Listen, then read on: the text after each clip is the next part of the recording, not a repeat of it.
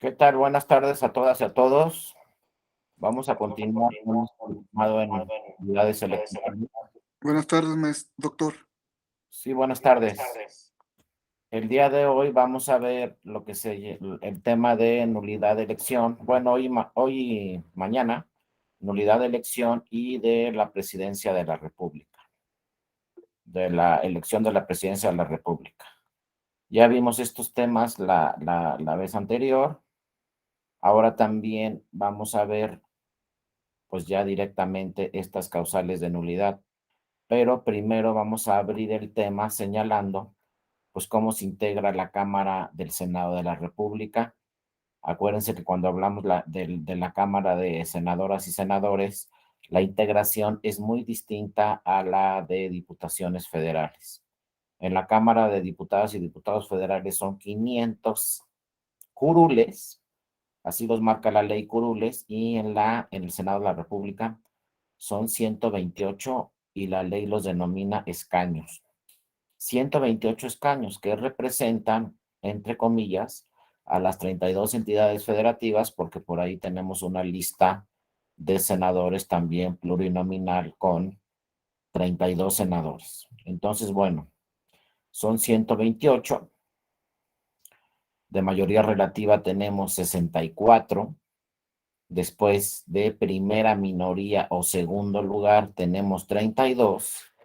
Y por la vía de representación proporcional tenemos otros 32. Los DRP son una lista nacional y esos DRP no representan directamente a ninguna entidad federativa. Por eso se está cuestionando mucho esta figura de las senadoras y los senadores que llegan vía representación proporcional, porque, bueno, no representan directamente a ninguna entidad federativa. Cada partido político que participa en la elección del Senado de la República registra una lista de 32 senadoras y senadores.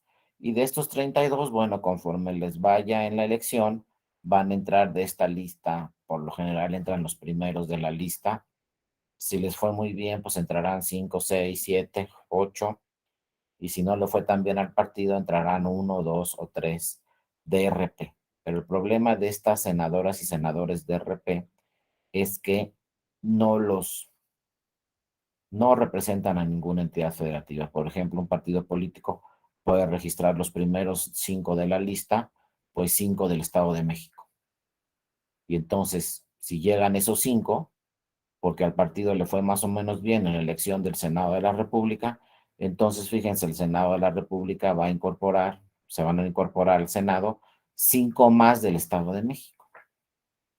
Entonces puede suceder que tengamos en la Cámara mucho más senadoras o senadores de una entidad federativa que de otras. Y de lo que se buscaba, pues era que fueran exactamente los mismos por entidad federativa. Como son los 64 de mayoría relativa, esos 64 pues participan 2 en cada entidad federativa. Por lo tanto, son 64 y ahí sí tenemos 2 senadoras o 2 senadores que representan a su entidad federativa. Y luego otra figura que también muchos les gusta, muchos no, algunos la cuestionan, otros no, la figura de la primera minoría, que se dice en la ley de forma muy elegante, primera minoría, pero en realidad es el segundo lugar. Bueno, si mi partido queda en segundo lugar en esa entidad federativa, va a entrar un senador o una senadora solamente, no 2. Entonces, si gano la elección, entran 2, si quedo en segundo lugar, entra 1. Por lo tanto, cada partido político en este 2024, para estas elecciones, va a tener que registrar 2 fórmulas para el Senado de la República. Con propietario y suplente, 2 fórmulas. Si gana el partido político en su entidad federativa, van a entrar esos 2 o esas 2 candidatas. Las 2 propietarias y quedarán por ahí las 2 suplencias, ¿no? Pero van a entrar 2. Van a ocupar 2 escaños del Senado de la República. Si queda en segundo lugar ese partido, entonces ya no van a entrar 2. Si queda en segundo lugar, va a entrar solamente uno de esos 2. o una de esas dos. ¿Cuál de los dos que están registrados va a entrar? Pues por eso el partido político, cuando registre candidatas o candidatos al Senado de la República y llegue al INE y le diga aquí van los dos de Colima, por ejemplo, tiene que decirle el partido a el INE. Este es el 1, esta es la fórmula 1 y esta es la fórmula 2. Porque si queda ese partido en segundo lugar, va a entrar uno nada más de esos dos. ¿Cuál va a entrar? El que se registró como fórmula 1. Y si gana, pues entonces sí tiene más suerte porque van a entrar las dos fórmulas. Pero también, entonces vamos a tener, en pocas palabras, 32 escaños de segundo lugar, 64 de primer lugar. Entonces, los dos de segundo lugar, pues ya de alguna forma se asegura que no sean del mismo partido que los del primero. Entonces ya tenemos, por ejemplo, 64, que son los que ganaron, más 32 que quedaron en segundo lugar y obviamente no son del partido que quedó en primero, precisamente para hacer más, para que obviamente no la representación del Senado no solamente sea de candidatas o candidatos de un partido político, pues se aseguran 32 en el segundo lugar. Y luego van a entrar otros 32 finalmente de los de la lista de representación proporcional. Ahí cada partido va a decir quiénes son los primeros en la lista y por lo general entran los primeros en la lista de cada partido político hasta que se cubren los 32 escaños. Si me le va bien a mi partido, pues mete 5, 6, 7. Si no le va bien, pues meterá uno o dos en esa lista de 32. Entonces aquí también, obviamente, vamos a tener candidaturas, vamos a tener escaños que no representen a unas entidades federativas y otros que sobre representen entidades federativas. Como les decía, podemos tener en el Senado de la República, por ejemplo, en el Estado de México, los dos que ganaron, más el segundo lugar son 3 escaños. Pero si un partido registra 5 del Estado de México en los primeros 5 de la lista, entonces van a entrar, si le va bien al partido, otros 5. Entonces el Estado de México tendría 8 en la Cámara. Y a lo mejor en Colima no hay ninguno en la lista, en los primeros lugares de la lista, ningún partido registró a nadie de Colima en los primeros lugares de la lista, y entonces en el Senado de la República vamos a tener 8 del Estado de México y 3 de Colima. Entonces, bueno, así está el diseño. Y ese no es el diseño para el Senado de la República. La naturaleza del Senado de la República es representar a las entidades federativas y en un mismo número, no que un estado tenga más y otro estado tenga mucho menos, y porque así lo decidieron los partidos políticos, ni siquiera lo decide la ciudadanía. El partido, como les digo, dice, pues voy a poner aquí los 5 primeros de Michoacán, y pues los 5 primeros son de Michoacán, porque así lo decidió el partido. Porque acuérdense, es una sola lista nacional de 32. Por eso hay iniciativas de reforma electoral, hay 2 o 3 iniciativas que señalan que deben desaparecer los de representación proporcional. Estos se incorporaron, creo, por ahí con la reforma de 1993, por ahí. Entonces los de RP ya tienen muchos años participando para las candidaturas del Senado de la República y ahorita pues hay iniciativas que señalan deben de desaparecer los de RP y solamente debe de quedar la figura de primer lugar y segundo lugar. De alguna forma la pluralidad de partidos se está asegurando porque están entrando los que quedaron en segundo lugar. Pero esa vía es solamente, obviamente, por voto directo, por mayoría relativa. No tendríamos la figura de representación proporcional en el Senado de la República. Entonces, actualmente se está discutiendo ese sistema y esa forma de integrar el Senado de la República con 128 escaños, obviamente, más los 128 o 128 suplentes. Ahora también acuérdense, como nos lo dice ya la Constitución directamente, ni siquiera lo dice la ley, lo dice la Constitución. Para el 2024 los partidos políticos tendrán que registrar de esas 128 senadurías, la mitad por lo menos de mujeres. Entonces, si son 128, tendremos que registrar por lo menos 64 mujeres y 64 hombres para los distintos procedimientos de elección. ya sea en mayoría, ya sea para la mayoría relativa o en las listas de representación proporcional. Pero la idea es asegurar un registro del 50% de mujeres, tanto la propietaria como el suplente. Y como ya lo habíamos mencionado, los hombres pueden ser hombre suplente en la fórmula y sí puede ser mujer, digo, hombre propietario en la fórmula y sí puede ser mujer suplente. Entonces tenemos que tener 64 mujer propietaria, mujer hombre. Perdón, mujer propietaria, mujer suplente. Y otros 64 de hombres, pero cuando registramos a los hombres, ahí sí el suplente puede ser mujer. Ahí se está beneficiando un poco más al grupo de las mujeres. Sí, adelante, José Hernán. Buenas Bueno, tardes. bueno, buenas tardes, doctor. Buenas tardes a todos. Ya entré en duda.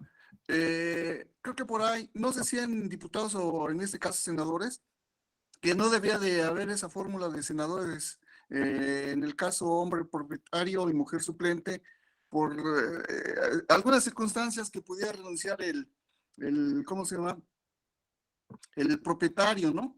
O que pusieran en su lugar a una mujer y que no debía ser un suplente.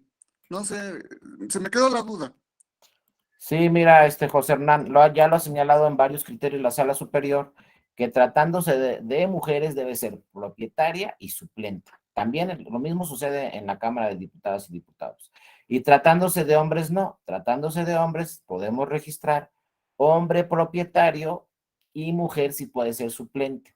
Si por alguna cosa renunciara el hombre propietario, entraría una mujer y entonces se dice, bueno, entonces vamos a tener más mujeres en el Senado de la República, pero el tribunal ha señalado que el grupo vulnerable es precisamente el de las mujeres y el grupo que se debe proteger, favorecer y sobre todo potencializar es el de las mujeres. Entonces, con estos criterios, el tribunal busca privilegiar que las cámaras integren en paridad o por lo menos si vamos a pasar la paridad, que quien pase la paridad sean las mujeres y no sean los hombres. O sea, se busca tener por lo menos la mitad de mujeres o si no, en su caso, todavía como que dicen, como se les dice, ¿no? Coloquialmente ahí en la sala superior, le dicen la paridad copeteada, un poco más todavía de mujeres. Ahora, claro, finalmente esto lo decide la ciudadanía, porque ojo, no se nos puede pasar, ¿eh? Los partidos registran 50% de mujeres propietarias y suplentes, pero falta que la ciudadanía vote por las mujeres, porque una cosa es registrarlas y otra cosa es que ya cuando nos den a nosotros la boleta, pues votemos por las mujeres. Si no votamos por las mujeres, por más que está la paridad en la Constitución y en los criterios del tribunal, pues si ganan los hombres, la mayoría de las entidades federativas, pues la Cámara se integrará con más hombres, por más que están todos estos criterios favorables a las mujeres. Sin embargo, pues la experiencia nos dice en los procesos electorales 2012 y después 2018, en esas ambas elecciones del Senado de la República, pues la ciudadanía sí votó en gran cantidad por las mujeres. Y entonces tenemos obviamente una Cámara de Diputados y de Senadores con muchas mujeres. Sí, adelante, Miguel Ángel. Buenas tardes. Te escuchamos. Sí, buenas tardes a todos. Pues preguntarle su opinión en relación al tema de el acceso de los candidatos independientes a estos puestos, ¿no? De senadores o diputados federales.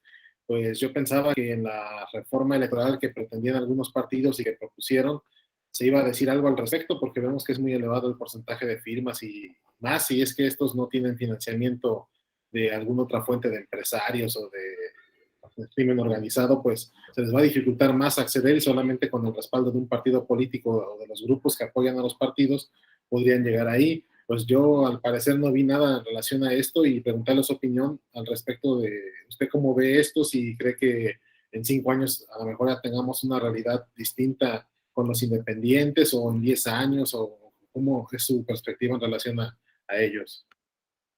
Muchas gracias, Miguel Ángel, por tu participación. Y tocas un tema muy interesante. Mira, desafortunadamente en México, la figura de las candidaturas independientes no ha tenido mucha suerte. Primero, no existía. Fue Castañeda, si ustedes recuerdan, al Tribunal Electoral, fue Castañeda a la Suprema Corte, se le negó su registro como candidato independiente, entonces tuvo que irse hasta la Corte Interamericana de Derechos Humanos. Ahí empezó el debate de las candidaturas independientes. La Corte Interamericana le recomendó al Estado mexicano, ¿sabes qué? Debes de crear una legislación específica para la figura de las candidaturas independientes. Porque el tribunal y el tribunal y la corte le dijeron a Castañeda, oye, es que no hay regulación, no dice nada la ley de las candidaturas independientes. Pero sí dice la Constitución que tenemos el derecho a ser votado. Eso alegaba Castañeda. Le dije, sí, pero si no tenemos una regulación legal, no podemos implementar las candidaturas independientes, le contestó Elifia Castañeda. ¿Cuál va a ser el financiamiento? ¿Cuál van a ser los requisitos para tu registro? Etcétera. Necesitamos una regulación en la ley. Entonces Castañeda se fue a la Corte Interamericana y pasaron varios años cuando la Corte Interamericana resolvió que efectivamente el Estado mexicano tenía que crear una legislación relacionada con las candidaturas independientes. También pasaron varios años para que efectivamente se reformaran las leyes locales y la propia Constitución federal y se incorporaran ya en el 2012 y en el 2014 finalmente las candidaturas independientes. Pero les digo, no ha sido muy afortunada esta figura porque, como tú lo dices muy bien, Miguel Ángel, cuando se incorporaron, pues no era. Yo creo que a las legisladoras y a los legisladores, honestamente, se les olvidó el tema de equidad en la contienda cuando incorporaron las candidaturas independientes.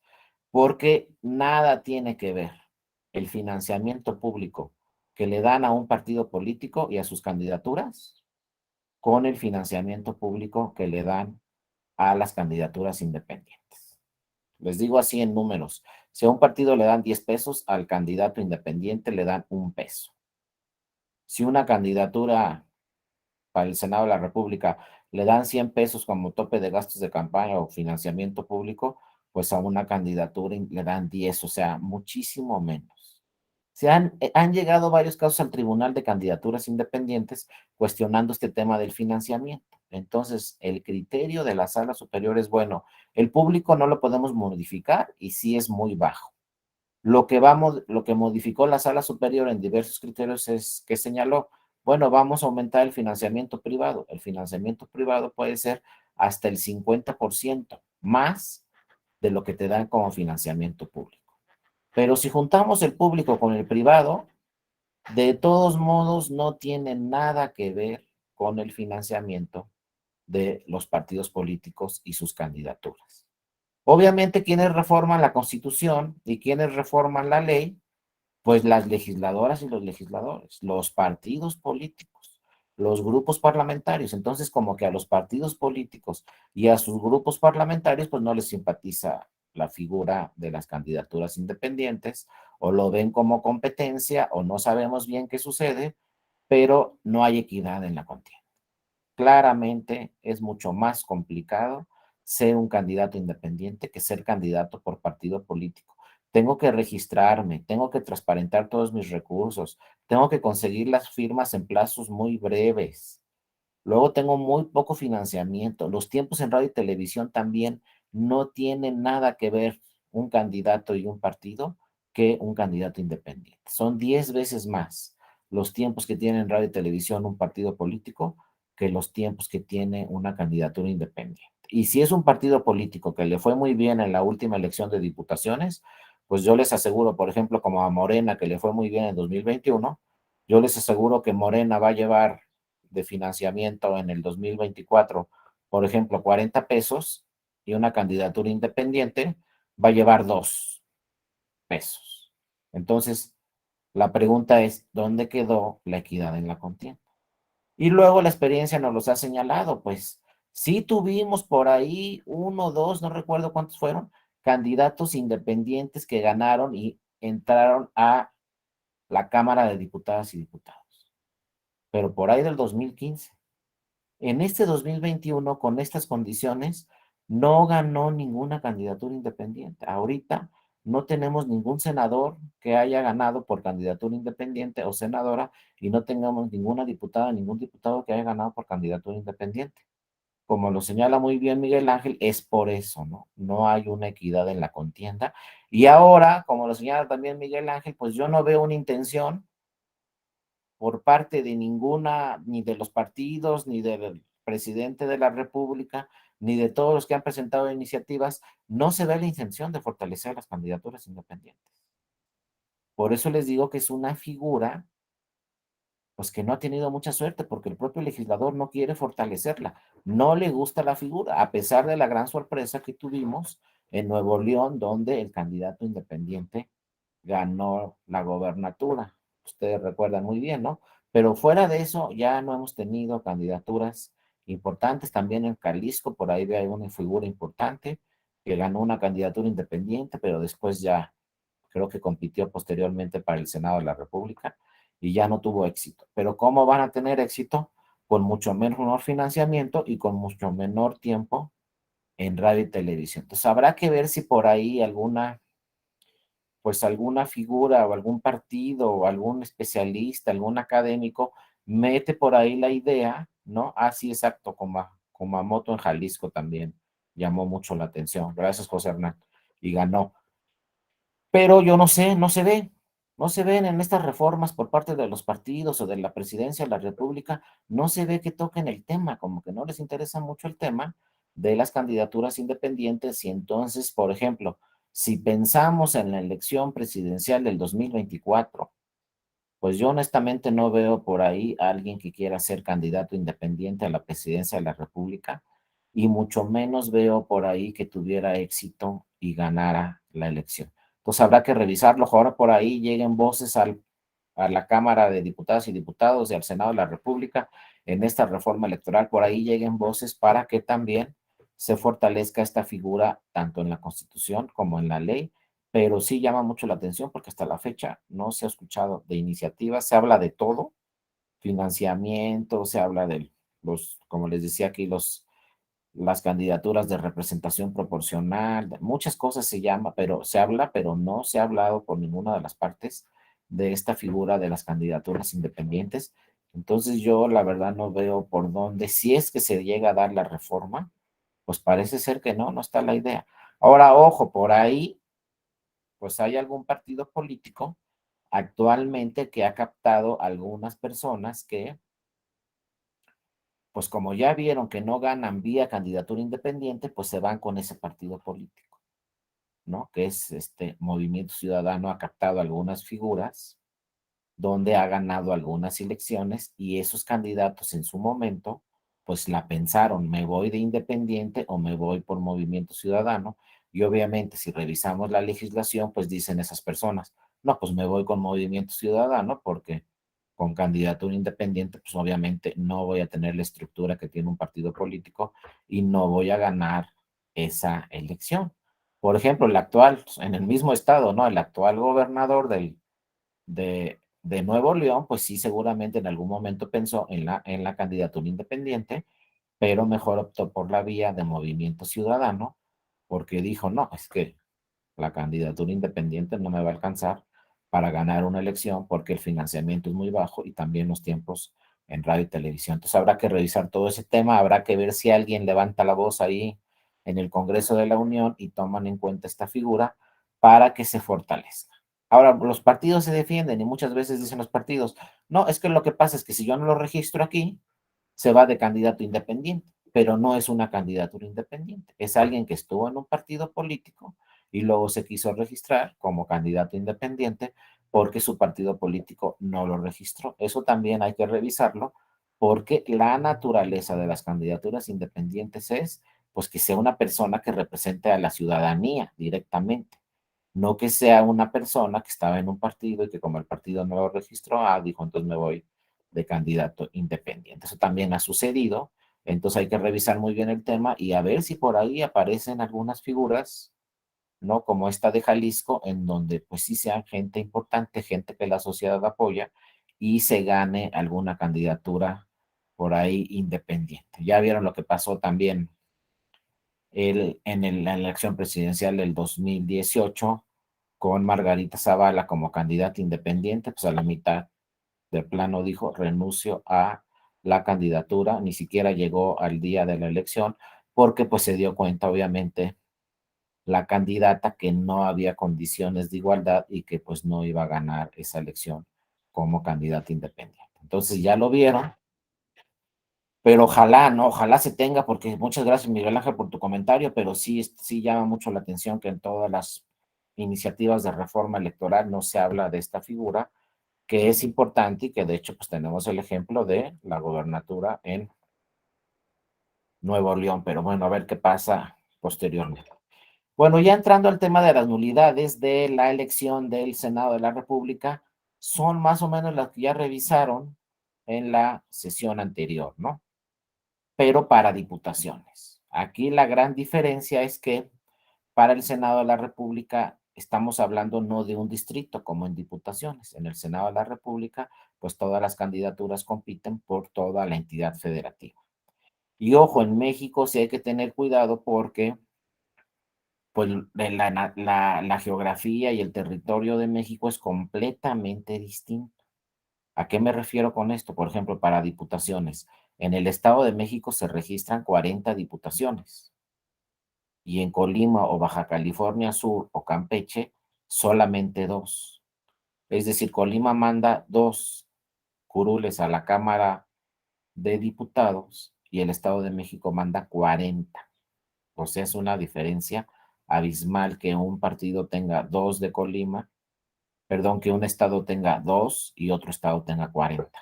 Pero es que para las diputaciones federales es de acuerdo al número de población.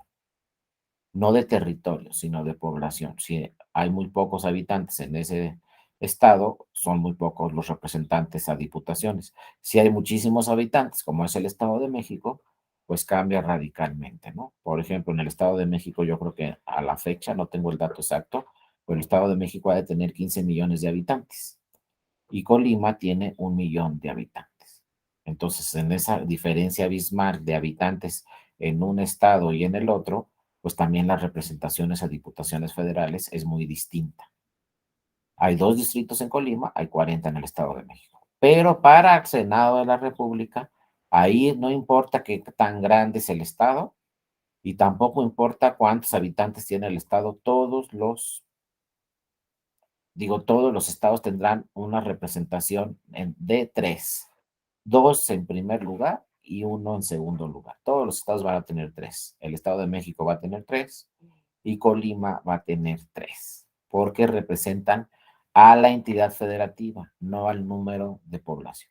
Entonces, bueno, para que se anule una elección en el Senado de la República, necesitamos como primera causal anular el 20% de las casillas en el Estado. Y ustedes ya vieron que para anular la votación en una casilla es muy complejo. No es nada sencillo, porque hay que acreditarlo con pruebas y todo. Ahora imagínense anular el 20% de las casillas que se anularon en una entidad federativa. Va a ser mucho más complejo, ¿no? Por ejemplo, en el Estado de México tampoco tengo el dato, pero pues anular el 20% de las casillas, por lo menos, por ejemplo, en Colima, por lo menos se instalan 1,200 casillas. Entonces, más o menos, imagínense que en el Estado de México se instalen 10,000 casillas. Pues anular el 20%. De entrada en Colima se tendría que anular 200 casillas o 300. En el Estado de México, pues 2,000.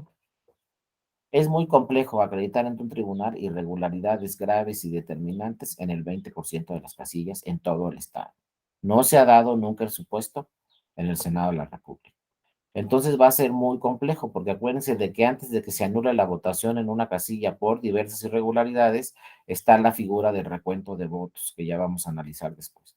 Primero se abren los paquetes, se vuelve a contar todo, se obtienen los nuevos resultados después del recuento de votos, y entonces sí, lo que se pueden impugnar son los nuevos resultados. Pero ya haciendo el recuento, pues ya se van a subsanar muchísimos errores que sucedieron en la casilla. Entonces, ya con el recuento, ¿qué es lo que vamos a impugnar ante el tribunal para que se anulen los votos? Sí hay irregularidades, pero hay que acreditar que son determinantes y para que el tribunal anule toda la votación en esa casilla. Ahora, el 20% de las casillas de un estado, pues va a estar muy complejo que proceda. Por eso, la experiencia nos dice que esta causal de nulidad nunca en la historia se ha actualizado. La segunda, que no se instale el 20% de las casillas. Pues, ¿cuándo nació el IFE? 1990. Desde 1990 nunca se le ha pasado al IFE y ahora INE dejar de instalar el 20% de las casillas. También por experiencia de todos los procesos electorales, a partir de 1990 no se va a acreditar esta causal. Ya van dos, que va a estar muy difícil. La tercera, esta también es compleja y no está clara en la ley.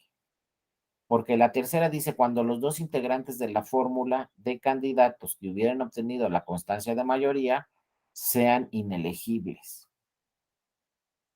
Pero a ver, fíjense aquí en la inconsistencia en la ley. La ley dice hay que registrar dos fórmulas. Si ganas, entran las dos fórmulas. Ahora imagínense que una de esas dos fórmulas es inelegible el propietario y el suplente. Pues no se va a anular la elección. ¿Por qué? Si la otra fórmula sí es elegible el propietario y también es elegible el suplente. Y luego acuérdense que también entra el segundo lugar. Y cuando el partido que quedó en segundo lugar, si su propietario y suplente también son elegibles, ¿por qué se va a anular la elección? ¿Porque una fórmula resultó inelegible? No se puede anular la elección. Entonces aquí hay que darle una interpretación distinta a la ley y aquí lo que puede suceder es que cuando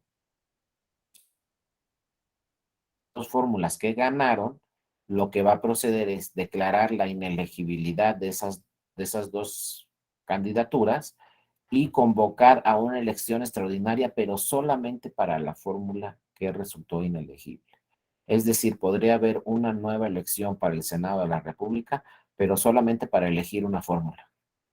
Porque la otra ya ganó y el segundo lugar ya quedó en segundo lugar. Ahora, si el segundo lugar, fíjense, aquí ya no lo contempla la ley.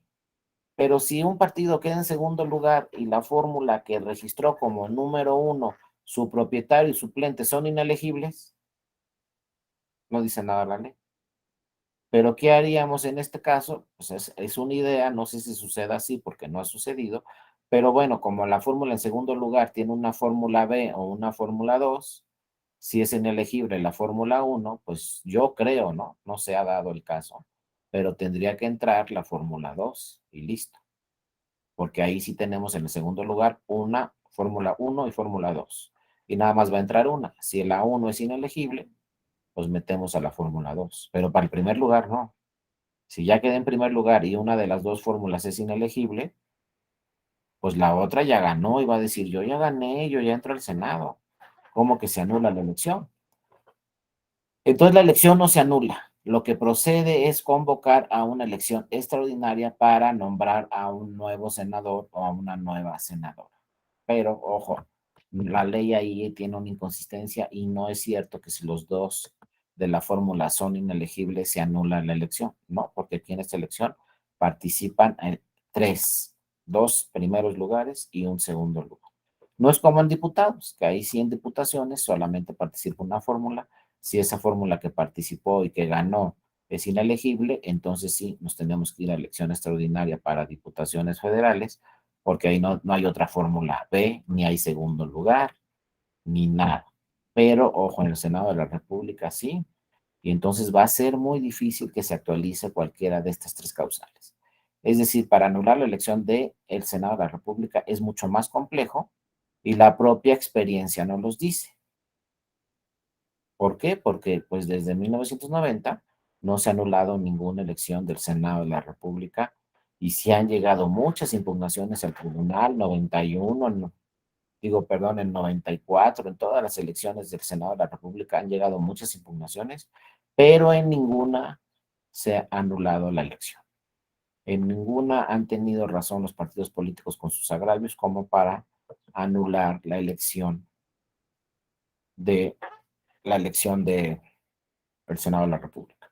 Como nos dice aquí la lámina, no, la declaración de nulidad de elección solo se efectúa si toda la fórmula de la candidatura que obtuvo la mayoría de votos en la elección no reúne los requisitos de elegibilidad. Es decir, si el propietario o suplente de la fórmula resultan inelegibles, pero en este caso resulta relevante señalar que la nulidad afecta a la elección únicamente a la que se hace la fórmula inelegible. Como les digo, no se anula la elección, simplemente se convoca una elección extraordinaria para elegir una de esas fórmulas que resultó inelegible tanto el propietario como el suplente.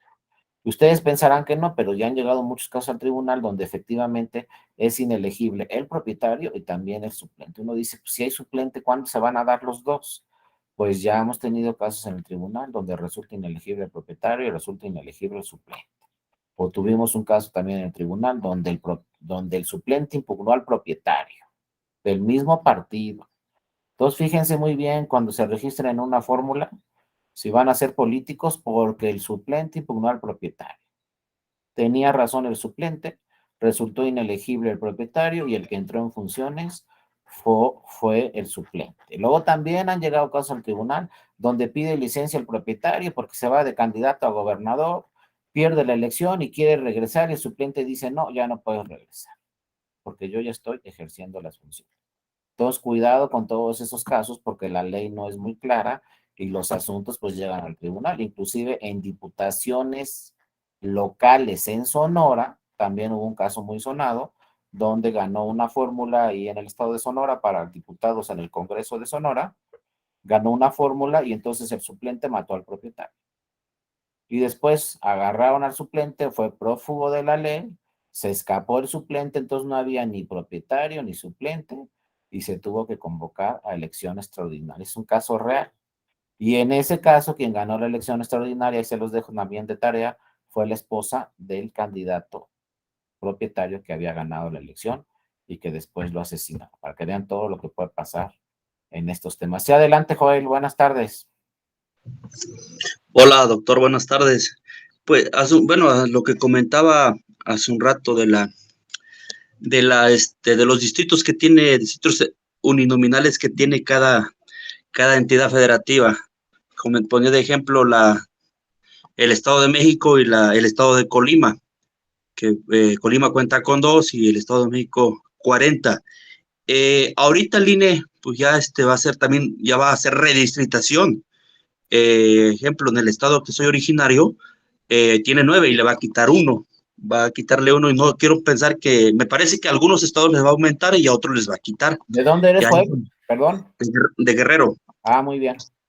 Ajá, y le va a quitar Guerrero tiene 9 y ahorita tengo entendido, bueno, ya se ha comentado que se le va a quitar 1.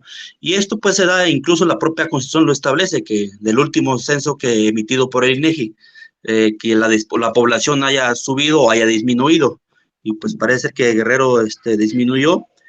Y otro ejemplo, otra cosa que hablaba del Senado. No, en este año, si no mal lo recuerdo, hubo una elección extraordinaria para una senaduría, no recuerdo, es en la región norte de nuestro país, no recuerdo si es Yucatán, no recuerdo si es Yucatán o no recuerdo, pero hubo, hubo una elección extraordinaria apenas este año para un escaño en el Senado, pero no recuerdo, o más bien no tengo el dato preciso por qué se dio. Si fue no sé, no tengo el dato, sería engañarle, pero apenas en el Senado hubo en un estado, recuerdo si Yucatán o Quintana Roo, hubo una elección extraordinaria de un escaño en el Senado. Me parece, no mal recuerdo, sino el partido que salió ganado, o la candidata o candidato que ganó fue por el partido de Morena, pero no tengo el dato por qué se dio el motivo de la elección extraordinaria. Es en base a lo que usted viene comentando de las elecciones extraordinarias. ¿Es cuánto, doctor? No, muchas gracias por tu participación, Joel, son muy interesantes los casos. Fíjate lo que nos pasa aquí, justamente donde yo vivo en el Estado de México, pero mi municipio es Huixquilucan y está conurbado con la Ciudad de México. Resulta que antes eran mucho más habitantes en la Ciudad de México que en el Estado de México. Pero lo que creció muchísimo fue el Estado de México en población. Nada más que fíjese, es un dato curioso que la ley electoral pues no ha medido. Creció muchísimo la población en el Estado de México, entonces le quitaron distritos a la Ciudad de México y se los pasaron al Estado de México, porque ahora resulta que el Estado de México tiene mucho más habitantes que la propia Ciudad de México. Sin embargo, fíjense el dato, aquí cómo lo pensarían ustedes en materia electoral. Todos esos que se fueron al Estado de México trabajan en la Ciudad de México. Entonces, se las pongo así, ¿no? Un dato muy curioso. Están 10 horas durmiendo en el Estado de México y 14 horas trabajando en la Ciudad de México. Entonces, su representante, ¿dónde debe estar? En la Ciudad de México, en el Estado de México. Y luego yo les pregunto, porque es mi caso y siempre me ha llamado la atención, ¿dónde tengo la residencia? ¿En el Estado de México o en la Ciudad de México? Yo vivo aquí en el Estado de México, aquí duermo todos los días, pero todo el día me la paso en la oficina en la Ciudad de México. Entonces, si le preguntan por ahí dónde tengo mi residencia, me puedo registrar para candidato a la Ciudad de México o me puedo registrar para candidato al Estado de México. Son hechos, fenómenos de la materia electoral que la propia ley no percibe, pero son ciertos. Aquí, fíjense, es un dato que llama muchísimo la atención, pero no les estoy exagerando, ¿eh? 5 millones o 6 que viven en el Estado de México llegan a la Ciudad de México en la mañana y esos 5 o 6 millones se regresan de la Ciudad de México al Estado de México en la noche. Por eso aquí hay un traficar día y noche. Hay compañeras y compañeros de la oficina que hacen 3 horas de la oficina a su casa.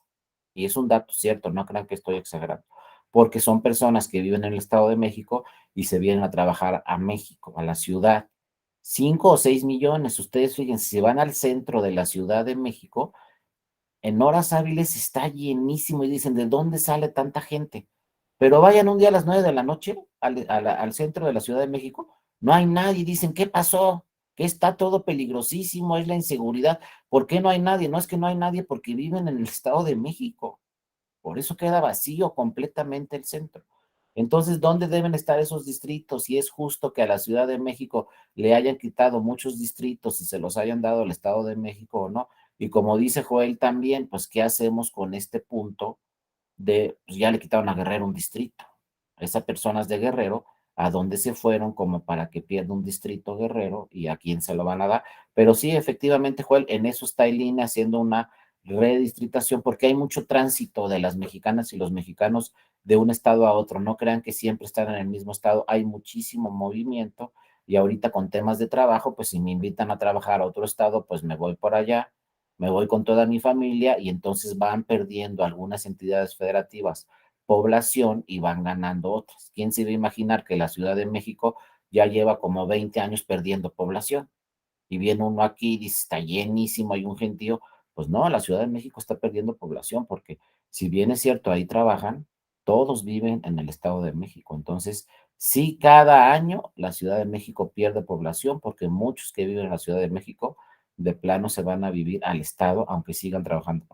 Y la otra pregunta, ya por ahí un compañero la contestó, Joel, es muy interesante, porque uno dice, ¿por qué en el 2021 elección al Senado de la República? Pues, ¿cómo en el 2021 si las elecciones son en el 18 y en el 2024? Bueno, en el Senado de la República pasó un dato muy curioso y además les voy a decir que ese dato fue así como del universo, porque pues en el 2021 quedó, fíjense, la paridad exacta en la Cámara de Diputadas y Diputados entre mujeres y hombres.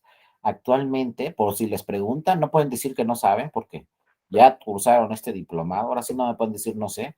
En la Cámara de Diputadas y Diputados hay 250 mujeres en funciones y 250 hombres. Paridad exacta, exactita. Entonces, por eso les digo que son yo creo que mandatos del universo, porque en el Senado casi se llega igual a la paridad, pero nos faltó había, fíjense, en el Senado, 65 hombres, 63 mujeres.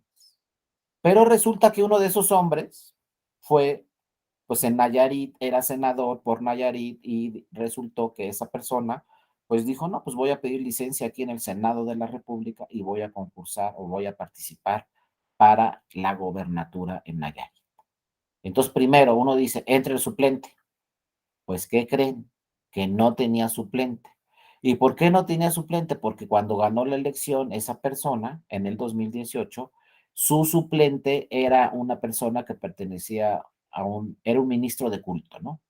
Y entonces tenía que haber renunciado a su cargo en tales fechas. No renunció a su cargo en tal fecha y como se acreditó que era ministro de culto, le dijeron, pues eres inelegible, no puedes ser candidato suplente.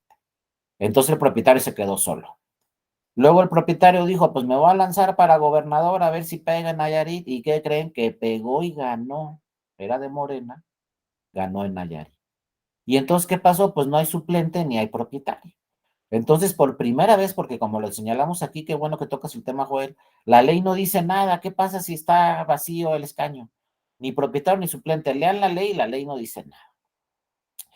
Pero el INE, por primera vez en la historia, decidió, bueno, para que no quede ahí la vacante durante 3 años, vamos a convocar a una elección extraordinaria en Nayarit y la vamos a hacer a la par con la de diputaciones federales. Y entonces Morena registró ya no un hombre, ahora una mujer candidata al Senado. Y Morena ganó en Nayarit, ganó esa mujer, y entonces el Senado de la República actualmente se integra con 64 senadoras y 64 senadores. Paridad total también. Y entonces busquen en el mundo, no van a encontrar en ningún país donde ambas cámaras tenga una paridad total. Y donde hay igual mujeres que hombres en algún parlamento, pues yo creo que vamos a encontrar, no sé, serán 3 muchos, donde hablen de paridad. Yo creo que 3 en todo el mundo pueden decir, aquí la mitad son mujeres. En todo el mundo, estoy hablando de Estados Unidos, Canadá, Alemania, Inglaterra, búsquenlo en todo el mundo y en sus congresos o parlamentos no tienen 50% de mujeres. Aquí en México, en los dos. Por primera vez en la historia podemos decir, en la Cámara de Diputadas y Diputados, 50-50. En el Senado de la República, 50-50. Tenemos una paridad total. Y entonces viene el tema que me preguntaron hace rato. Si por ahí algún hombre se fuera, pues podríamos tener una mujer suplente y entonces entraría una mujer más, entonces ahí estaría la paridad copeteada. Pero bueno, lo importante es que llegamos a un 50-50 y créanme que si esto lo dicen en otros países en el mundo, van a querer venir a México a revisar si es cierto, porque no van a creer que en México, en ambas cámaras, tengamos 50% senadores y 50% de diputadas, tal como lo dice la Constitución. Pero como les decía, si no votamos por las mujeres, no llegan. ¿Y qué creen? Ahí está el resultado final. Se está votando por las mujeres, están ganando las mujeres. Es más, ya podemos tener algunos estados donde ganan más elecciones las mujeres que los hombres. Y les digo, por ejemplo, yo que soy de Colima, por eso les pongo todos los ejemplos de Colima. En Colima, en la última elección participaron 2 mujeres y un hombre para la gobernatura. Pues el resultado fue más o menos cerrado entre el primero y segundo lugar. Las 2 eran mujeres, el hombre quedó muy relegado hasta atrás. Y actualmente, pues tenemos, obviamente, a una gobernadora, que en Colima sí podemos decir, pocos estados lo pueden decir, pero en Colima sí podemos decir que es la segunda mujer gobernadora. Y la primera mujer gobernadora en toda la historia de nuestro país fue de Colima, Griselda Álvarez, en 1979. Y ahora ya podemos decir en Colima, tenemos una segunda gobernadora. ¿Cómo le va? Pues ya veremos, ¿no? Apenas tiene un año. Es una gobernadora muy joven, tiene por ahí 35, 36 años, pero bueno, ya es la segunda mujer. Y entonces, ¿qué nos dice esto? Que la sociedad mexicana sí está votando por las mujeres, ¿eh? Y entonces ya lo advirtieron los partidos políticos y dijeron, no, aquí registra mujer, porque aquí va a ganar una mujer. Y aquí la contendiente o la adversaria, porque no se puede decir enemiga, porque nos va a regañar el presidente, aquí no hay enemigos, solo adversarios. Entonces la adversaria es mujer, entonces hay que regresar, hay que registrar mujer. Porque luego dicen los partidos, si registramos hombre, va a ganar la mujer. Entonces ya estamos perdidos, registra mujer. Y esto no se los digo hacia el tanteo, porque ¿saben qué pasó en Aguascalientes? Que vamos a tener elecciones el domingo. En Aguascalientes también, por primera vez en la historia de nuestro país, todas son mujeres candidatas. Si revisan la boleta, ojalá alguien de Aguascalientes le tome una foto a la boleta y me la mande en el domingo para que vean cómo todas las candidaturas son mujeres. Todas son mujeres. No hay un solo hombre. Entonces, ¿qué va a pasar? Pues que va a llegar una mujer, seguramente a Aguascalientes, porque partido que gane, partido que registró a una mujer. Entonces, vean cómo va la tendencia, ¿no? Por ahí me decían 50-50. No, en una de esas vamos a tener más mujeres poco a poco, pero vamos a tener más mujeres, porque se cuestionaba, bueno, ya en el Senado mujeres, ya en la Cámara de Diputados y Diputadas mujeres, pero en gobernador estamos atrasadísimos. Pues ya no. En el 2021 entraron 6 gobernadoras, más Claudia, la de la Ciudad de México, 7. Y ahorita van a ver, de mí se acuerdan, ahorita nomás tenemos 6 estados. De mí se acuerdan que de esos 6, por lo menos 3 son mujeres. Y agárrense para el 2024, porque el 2024 van a ganar varias elecciones de gobernatura, seguramente también mujeres. Entonces la tendencia es que ganan las mujeres y los partidos dicen, no, pues aquí hay que registrar al que gane. Y si va a ser una mujer la que gana, pues hay que registrar a una mujer, porque así lo están señalando las encuestas. Entonces es algo que llama mucho la atención en el mundo, porque la ciudadanía, la sociedad mexicana está apoyando ya con el voto directo a las mujeres, pero ahí está, ¿eh? Están apoyando con el voto directo a las mujeres, ¿no? Entonces por ahí también no se sorprendan si en el 2024 tenemos varias candidaturas para la presidencia de la República con mujeres, porque ya los partidos revisan, ¿no? Ya no es la selección de las candidaturas como era antes de la dirigencia. Ahora después avanzamos un poco y ya no las dirigencias seleccionaban a sus candidaturas. Ahora hemos avanzado un poco más y ahora las dirigencias, también con el voto de la militancia, eligen a las candidaturas. Pero ahora fíjense, lo que se está utilizando actualmente es que se elijan las candidaturas vía encuesta, porque los partidos quieren asegurar la elección. Y entonces dicen, la única forma de asegurar yo una elección es por revisar en la encuesta quién es la favorita del partido o el favorito. Y entonces está resultando que en las encuestas, pues son candidatas las favoritas, no candidatos. Y los partidos dicen, pues aquí vamos a registrar mujer porque las encuestas que no son dentro del partido, sino abiertas a toda la ciudadanía, las encuestas dicen, registra mujer si quieres ganar en esta entidad federativa. Así sucedió en Colima. Entonces, Morena iba con mujer y PRI verde, no, perdón, PRI, PAN y PRD también iba con mujer, porque las encuestas al PRI y al PAN le dijeron, si no compite una mujer con la de Morena, que también es mujer, van a perder.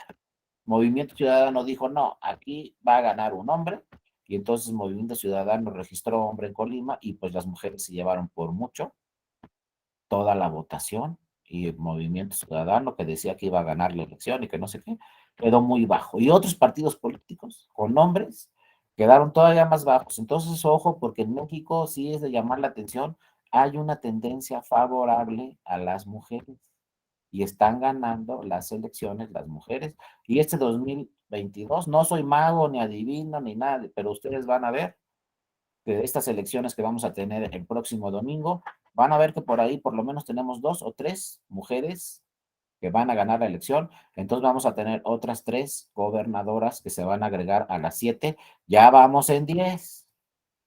Para el 2024 no nos debe de extrañar si tenemos la mitad del país gobernadoras y la mitad del país gobernadores. O sea, a lo mejor le pegamos en el 2024 y tenemos 16 gobernadoras en total. Para allá va la tendencia y la ciudadanía está favoreciendo a las mujeres. No solamente las mujeres favorecen con su voto a las mujeres, sino también los hombres favorecen con su voto a las mujeres. Entonces ahí está la tendencia y bueno, ahí les dejo porque tenemos actualmente 64 senadoras gracias a esa elección extraordinaria que organizó el INE en el 2021 y que Morena registró una mujer y ganó la elección esa mujer y entonces se cubrió ese escaño con una mujer. Acuérdense también, no se les pase, si hablamos de diputaciones son curules, si hablamos de escaños, digo, si hablamos de senadurías son escaños. ¿Por qué? Si alguien sabe, ojalá un día me lo diga, ¿por qué tenemos así una legislación que en una cámara son escaños y en otra cámara son curules? Pregúntenle no sé a quién, porque viene desde hace muchos años. Y luego si hacemos un estudio a fondo, no sé si les haya dado clases ya el doctor Pérez de los Reyes, es un historiador que conoce todo. Yo le he preguntado varias veces, oiga doctor, ¿y por qué curules y por qué escaños? Y me dijo, mira, los curules vienen de los romanos, los escaños vienen de los ingleses. Y aquí en México decidimos ponerle de los dos, para diputaciones, curules, y para senadurías, escaños, pero están las dos figuras y sí, técnicamente en el Senado se compite por un escaño y técnicamente en la Cámara de Diputaciones se compite, perdón, por una curul. Sí, adelante, Miguel Ángel. No, perdón, se me van así como que se me vienen las ideas, a lo mejor me salgo un poco. Adelante, tú éntrale, Miguel. Pero también me causa inquietud de esto de que ahora vienen reformas pues, la de género se me hace bien, ¿no? Mujeres y hombres, pero luego vienen que gays, que transgénero y que ideología de no sé qué cosa, que a lo mejor yo no entiendo y creo que esto para mí viene mal porque ahora cada quien puede decir yo pienso de manera diferente y necesito un lugar allá, que legislen a mi favor. Y también vi por ahí algunos casos en que algunas personas pues consiguieron recetas médicas o certificados para hacerse pasar por personas con una discapacidad y ser inscritas para competir por un cargo de elección popular, u otros casos en los que se quisieron hacer pasar por personas indígenas y también tener un lugar ahí. Entonces empecé a ver esta pelea como que tanto de formas de pensar como de género y demás. Y como que yo todavía no lo asimilo, pero no sé si esto sea positivo o si estamos ya excedidos o cómo vienen los demás países, ¿no? Si también vienen empujando de esa manera o nada más nosotros estamos como que inventando ya esto de ser igualitarios y estamos como que estanteados, estamos excedidos. Sí, muchas gracias por tu participación, Miguel, también muy interesante. Mira, esto es lo que se llama grupos históricamente vulnerables o grupos históricamente no atendidos o grupos históricamente excluidos. En materia electoral, ¿quién ha excluido a esos grupos? Pues ¿quién los registra? Los partidos políticos. Entonces, los partidos políticos no tenían una cultura de registrar a una persona con discapacidad, no tenían una cultura de registrar a una persona con diversidad sexual, no tenían una cultura de registrar a una persona, a un adulto mayor, tampoco a un joven, no tenían la cultura de registrar a una persona que perteneciera a un grupo o comunidad indígena. Es decir, entonces, estas personas empezaron a ir al tribunal y le dijeron al tribunal, es que sabes que en la Cámara de Diputados pues tenemos que estar representados todos. Y sabes que yo soy indígena y no hay una sola representación indígena en toda la Cámara de Diputados. Entonces, ¿quién va a defender a los indígenas? Así llegaron al tribunal.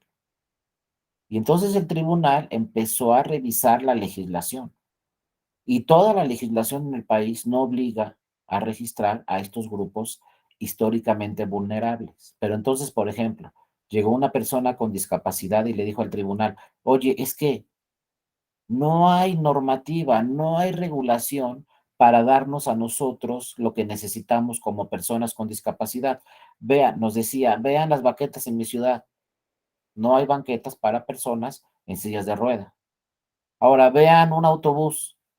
¿Cómo me subo yo si estoy en silla de ruedas? Los autobuses tienen todo el procedimiento para... No.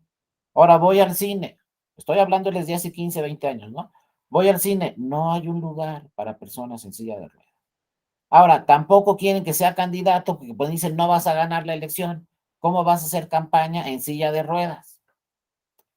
¿Sí me entienden? Y así llegaron los grupos con diversidad sexual, nos decían, oye, es que mi partido no me quiere registrar. Entonces, ¿cómo nos vamos a defender? ¿Cómo vamos a crear leyes que protejan a personas que viven en la diversidad sexual? Si no hay ley, pero para que haya ley, pues debemos tener representantes en las cámaras, tanto locales como en el Congreso de la Unión. ¿Cuándo vamos a llegar con esa representación? Y entonces el tribunal empezó a analizar en todo el mundo. Y en todo el mundo se empezó a mover este tema, como tú dices, Miguel Ángel, no solamente es en México, es en todo el mundo, y todos estos grupos han ya manifestado que deben de protegerse sus derechos. Fíjate, otro grupo vulnerable que luego no nos damos cuenta también era el de las mujeres. Así empezaron las mujeres, vean cómo terminamos, pero las mujeres empezaron llegándole al tribunal. Llegando al tribunal dice, oye, mi partido no me quiere registrar que porque soy mujer. Entonces en el tribunal se decía, pero ¿cómo crees que porque eres mujer no te quiere registrar? Pues no. Mamá les cuento un dato a las mujeres. En el 2011, la ley decía, partido político, tienes que registrar 40% de mujeres para el Senado y para la Cámara de Diputaciones. Y entonces, por ahí también la ley decía, bueno, pero hay una excepción. Si los militantes son los que eligen las candidaturas, entonces no aplica el 40. Y entonces, ¿qué creen que le dijeron? Fíjense, para que vean la cultura en México. En 2011, todos los partidos le dijeron al tribunal, ¿sabes qué? No alcanzamos el 40%. No registramos el 40% porque nuestra militancia no votó para tener candidatas mujeres. Todos los partidos sin excepción. Ni ninguno cumplió con el 40%. Y entonces, Dice el tribunal, es que hay una excepción ahí en la ley que dice que si la militancia los escoge no tienen que ser mujeres. Pero por otro lado, la ley también dice 40-60. Entonces dijo el tribunal, aquí hay un conflicto de leyes, ¿no? En la misma ley hay un conflicto de dos normas. El tribunal electoral, al ser un tribunal constitucional, puede, fíjense, eso tampoco se les pase. El tribunal puede ir más allá de lo que dice la ley. Tampoco crean que lo que quieran. Puede ir más allá de lo que dice la ley, justificando eso en la Constitución o en los tratados internacionales. No se les pase. Más allá de la ley, siempre va a estar la Constitución y los tratados internacionales. Entonces el tribunal dijo, aquí tengo un conflicto de dos normas legales. ¿Qué dice la Constitución? Igualdad entre hombre y mujer. ¿Qué dicen los tratados internacionales? Igualdad entre hombre y mujer también en la competencia política, ¿no? Entonces el tribunal, ¿no saben qué? Aquí se equivocaron, les dice a todos los partidos, me tienen que registrar 40% de mujeres, porque esa excepción no aplica, porque esa excepción es inconstitucional y esa excepción es contraria a tratados internacionales, es inconvencional. Entonces el tribunal en el 2011 ordenó a todos los partidos que en 3 días sustituyeran sus candidaturas y registraran 40% de senadoras y 40% de diputadas. Los partidos así, no tengo las pruebas, ¿no? Pero medio enojados, dijeron, pues vamos a registrar 40% de mujeres, ya ni modo, para senadoras y para diputadas. Y luego por ahí se dice, que tampoco tengo las pruebas, pero por ahí dice que les dieron los distritos perdidos. Bueno, necesitamos registrar 40% de mujeres, pues las registramos en los distritos perdidos, se acabó el enredo. Pero ¿qué creen que pasó en 2012? Ganaron las mujeres. Esas que les dieron los distritos perdidos, ganaron. Una de esas de distrito perdido, por cierto, es la candidata del PAN Aguascalientes para la gobernatura, y en una de esas gana. Pues esa, su primer puesto fue diputada federal, y le dieron el distrito perdido. Tenía 26 años. Yo fui a Aguascalientes a darle un curso al PAN y me la presentaron y me dijeron, miren, es la candidata. 27 años. Va contra uno que ya fue presidente municipal, ya fue senador, ya fue diputado en el distrito más importante de Aguascalientes. Pues uno podía pensar, no, pues sí le dieron el distrito perdido, no va con un político de 1000 años en Aguascalientes, en el distrito más importante de Aguascalientes. No, pues, ¿qué creen? Ganó la elección. Y ahora está compitiendo para gobernador. Después fue presidenta municipal, después de ser diputada federal, fue presidenta municipal, luego se religió como presidenta municipal y ahora es la candidata del PAN para la gobernatura y va arriba en las encuestas. Entonces el partido, ojo, es un ejemplo nada más, se sorprendió y dijo, oye, mira, les dimos los distritos perdidos y ganaron. Por eso les digo que es un tema de la sociedad mexicana, porque votaron hombres y mujeres. Luego viene, a ver, imagínense, es que pónganse en el papel también del tribunal. Llega una persona con discapacidad y nos dice, oye, mi partido político no me quiere registrar, que porque ¿cómo voy a ganar la elección? Y fíjense, les voy a dar un dato también, un caso real muy interesante. En Hidalgo llegó una persona con discapacidad y le pidió al partido político que lo registrara. Y el partido le dijo, no te voy a registrar, tengo otra opción. Bueno, entonces dijo, ¿quién nos va a representar aquí en el Estado, en el Congreso, si no hay ninguna persona con discapacidad? Mientras no llegue una persona con discapacidad, no vamos a tener representación en el Congreso y no vamos a tener leyes a favor de las personas con discapacidad. Entonces, bueno, esta persona fue al Tribunal Electoral de Hidalgo y le dijo, oye, no me quieren registrar en mi partido y luego en el instituto, total, agotó todas las instancias, se fue al Tribunal Electoral de Hidalgo y le dice el Tribunal Electoral de Hidalgo, es que, ¿sabes qué? La legislación no habla o no obliga a los partidos. Entonces no te pudo defender el Instituto Estatal Electoral porque pues la legislación no habla que los partidos están obligados a registrar a una persona con discapacidad. Entonces por eso el INE te negó tu registro. Y yo como tribunal pues te digo, en la ley no hay ninguna norma que obligue a los partidos a registrar personas con discapacidad. Ah, pues se viene a la sala superior del Tribunal Electoral Federal y le dice, oye, ¿sabes qué? Yo no tengo la culpa que no haya legislación, pero por eso se va a vulnerar mi derecho constitucional y mi derecho que está en los tratados internacionales obligatorios para México, porque resulta que el Congreso no quiere regular ese tema. Entonces, ¿qué resolvió la Sala Superior? En atención a lo que dice la Constitución y a lo que dicen los tratados internacionales, y a tratarse de un grupo en situación vulnerable, históricamente excluido en la participación política, el tribunal le dijo al instituto: lo registras, estás obligado a registrarlo. Si no hay legislación, crea lineamientos.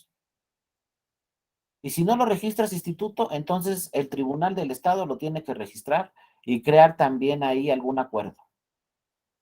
Y si no, entonces va a llegar otra vez esta persona a la Sala Superior y yo voy a crear los lineamientos. Y además, fíjense, aquí lo que llamó más la atención es que la Sala Superior le ordenó al Congreso de Hidalgo a crear una legislación con esta, es lo que se llama esto, acción afirmativa, a crear en la ley una acción afirmativa para personas con discapacidad. Y le dijo al Congreso: y si no lo haces tú, lo va a hacer el Instituto Estatal del Estado vía lineamientos.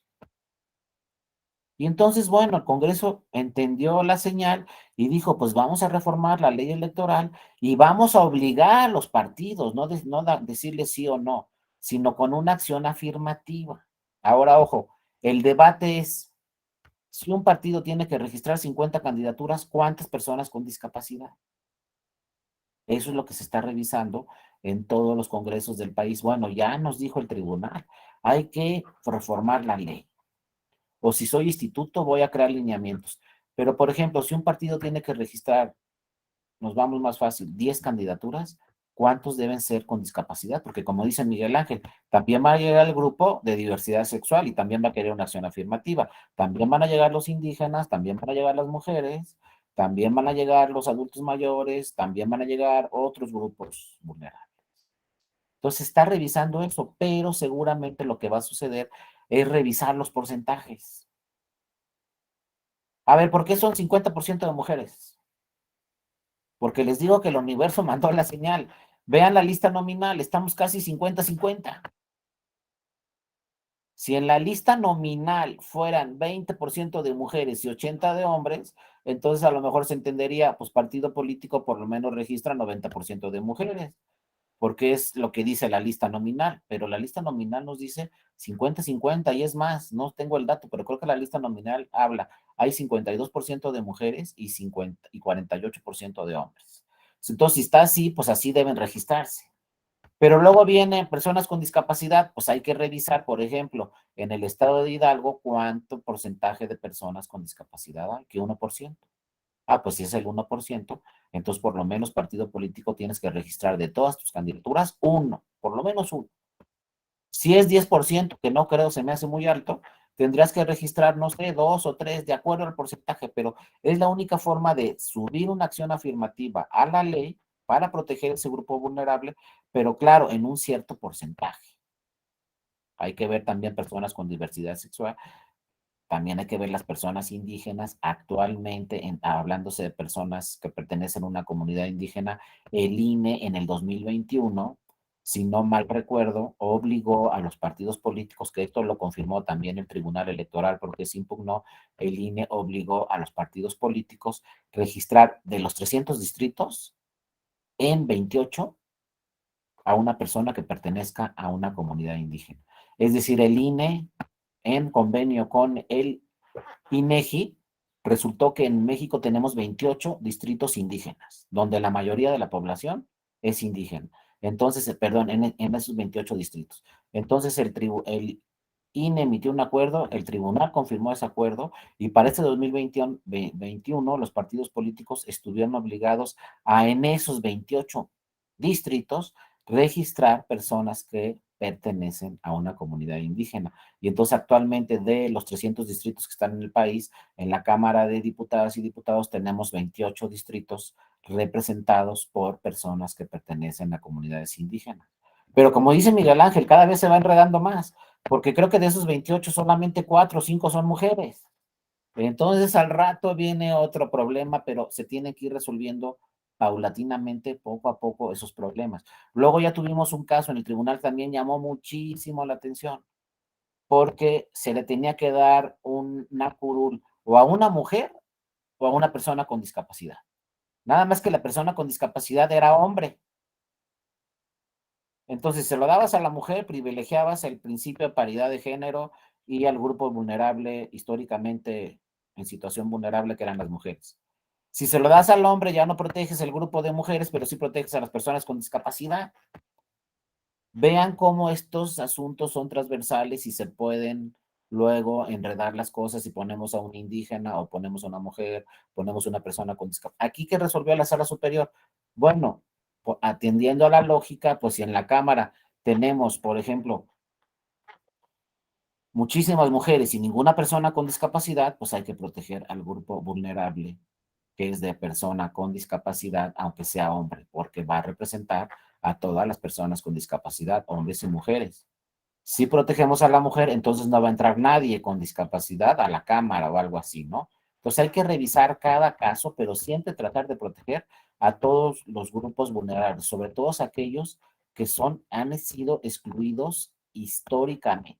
Ahora, el último punto que tocó Miguel Ángel también vale mucho la pena y por ahí les paso un comercial. También tenemos un diplomado específicamente de acciones afirmativas y específicamente que se ven todos estos temas, se ven todas las sentencias que ha resuelto el tribunal con cada uno de estos grupos vulnerables. Entonces, si por ahí tienen tiempo, también inscríbanse en ese diplomado de justicia incluyente, así se llama.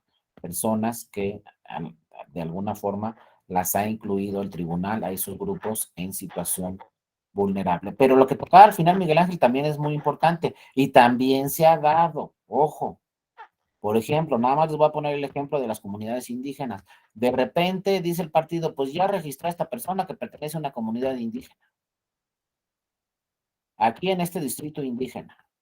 Y luego llega otro partido y dice, ¿sabes qué? Es fraude a la ley porque esta persona no pertenece a una comunidad indígena. Luego por ahí también, ojo, se dan los fraudes a la ley para tratar de obtener el registro. Nos dicen que pertenecen a la diversidad sexual, no es cierto. Nos dicen, por ejemplo, que es una persona que pertenece a una comunidad indígena y el tribunal para resolver esos casos, pues tiene que ordenar lo que se llama pericial antropológica que realiza la UNAM. Y la UNAM le dice al tribunal si esa persona, por ejemplo, pertenece o no a una comunidad indígena. Pero muchas veces tenemos que llegar hasta allá para que no se cumpla con esta figura del fraude a la ley. Ah, pues si tiene que ser indígena, pues voy a decir que soy indígena. Entonces también hay que tener mucho cuidado con esos casos, ¿no?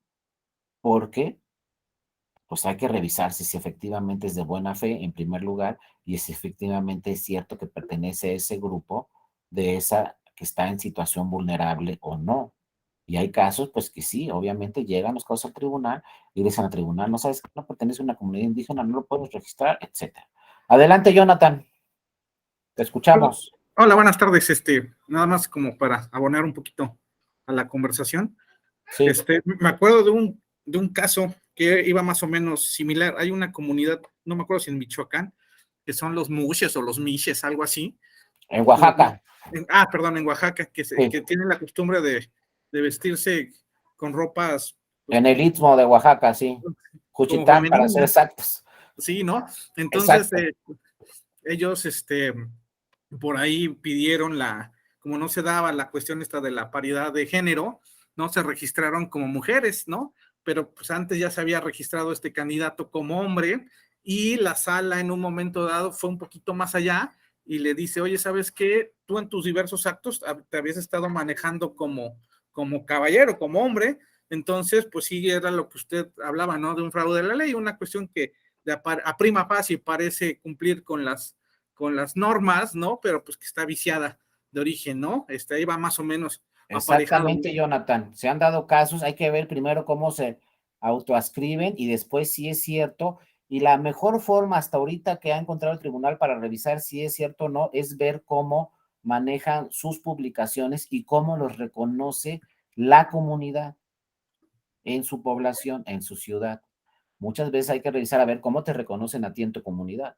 Y como te reconozcan, pues es más o menos el género que estás manejando, ¿no? La diversidad sexual que estás manejando. Pero hay que tener mucho cuidado porque luego sí vienen lo que se llama fraude a la ley, abuso a la ley, muchas veces tratando de algo que sea de buena fe, luego no es de buena fe. Acuérdense también que todos los institutos estatales electorales y el INE, todo lo toma de buena fe hasta que hay impugnación. Por ejemplo, yo puedo llegar mañana al INE y decirle, oye, mira, aquí está mi credencial del tribunal, yo soy de la Ciudad de México. Y el INE a lo mejor de buena fe me dice, no, pues eres de la Ciudad de México, perfecto, ya me enseñaste la credencial del tribunal o a lo mejor la credencial del lector, dice Ciudad de México, pero eso es de buena fe.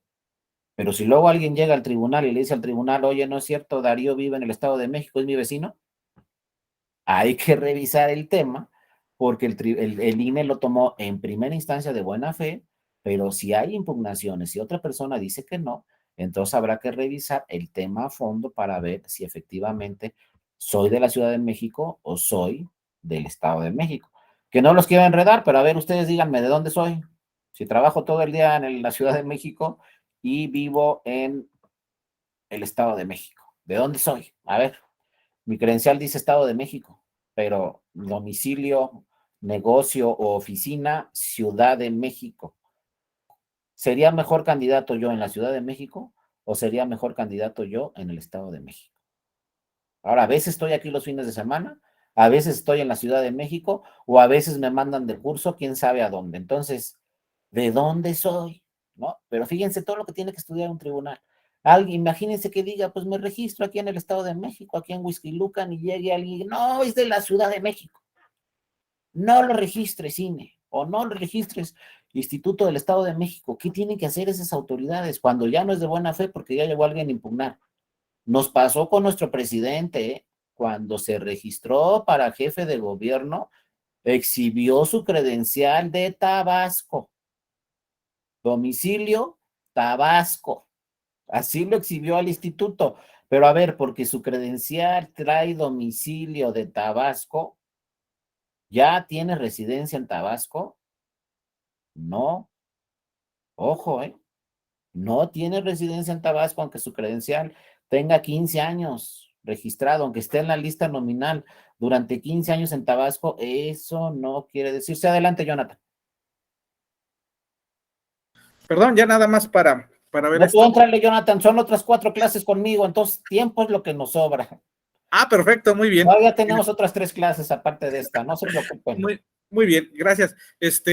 Yo creo que ahorita el tema de las acciones afirmativas apenas como que se encuentra en construcción. Exacto.